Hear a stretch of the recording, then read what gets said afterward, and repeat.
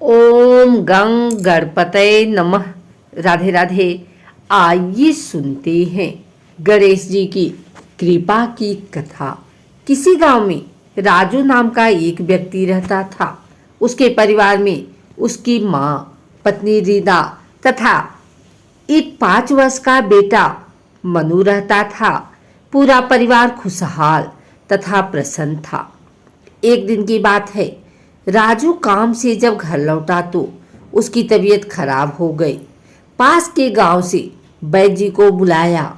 उन्होंने उसे दवाई दे दी, किंतु उसकी तबीयत में कोई सुधार ना हुआ तथा कुछ समय बाद उसकी मृत्यु हो गई। अब परिवार की आजीविका पर संकट आ पड़ा। इधर राजू की माँ का व्यवहार राजू की पत्नी तथा बेटे पर दिन खराब होता चला जा रहा था। वह दोनों को खूब ताने देती थी तथा भला बुरा कहती थी। एक दिन रीना की सास ने माँ बेटे को घर से निकाल दिया।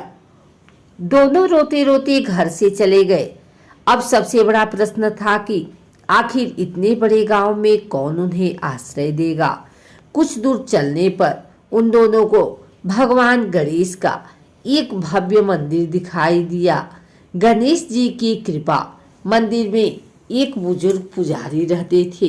उनकी दृष्टि इन दोनों पर पड़ी तो उन्हें मंदिर में बुलाया तथा रोने का कारण पूछा। रीना ने रोते हुए उन्हें सारी बात बताई। पंडित जी यह सुनकर दुखी हुए तथा उन्होंने अपने परिचित के खाली पड़े मकान में उन्हें स्थान प्रदान किया। मंदिर में ही जो चढ़ावा आता था उसका थोड़ा भाग वह रीना और उसके पुत्र के लिए भेज दिया करते थे। रीना ने सोचा चढ़ावे के पैसे से घर चला पाना कठिन है तथा उस घर चलाने के लिए कोई काम करना चाहिए, किंतु क्या काम करे। पंडित जी प्रतिदिन सुबह जल्दी उठते, मंदिर की साफ सफाई करते तथा भगवान को अर्पित करने के लिए फूल तोड़कर लाते। यह देख रीना ने उनसे कहा कि पंडित जी, आपके स्थान पर मैं फूल तोड़ लाया करूंगी और उसकी सुंदर सुंदर माला तैयार कर दूंगी।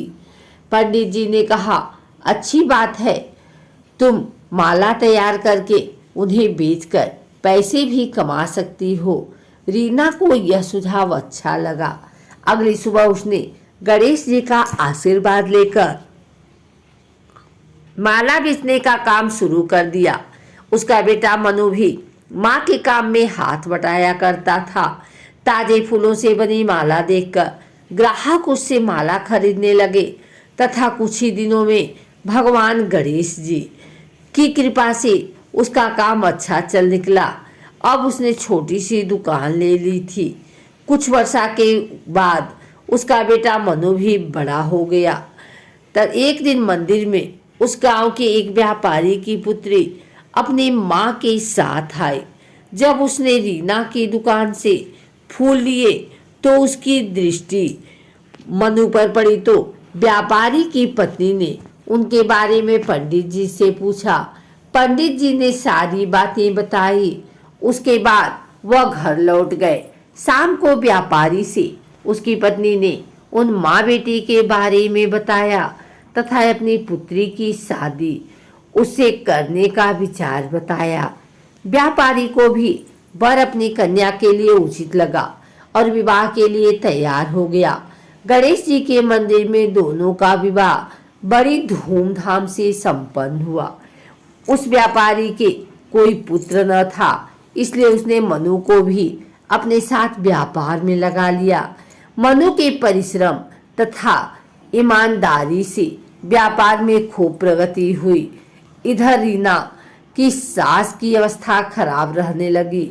वह अकेले रहती तथा खराब स्वभाव के कारण कोई भी उसकी सहायता न करता। एक दिन रीना अपने पुत्र से बोली, बेटा, तुम्हारी दादी बिल्कुल अकेली है तथा वृद्धावस्था के कारण बीमार भी रहती हैं। उन्होंने कैसा भी व्यवहार किया हो, किंतु है तो तुम्हारी दादी ही। उन्हें इस अवस्था में अकेला छोड़ना उचित ना होगा। आज भगवान श्री गणेश की दया से हम संपन्न हैं, तो क्या न उन्हें भी अपने साथ ही रख लें।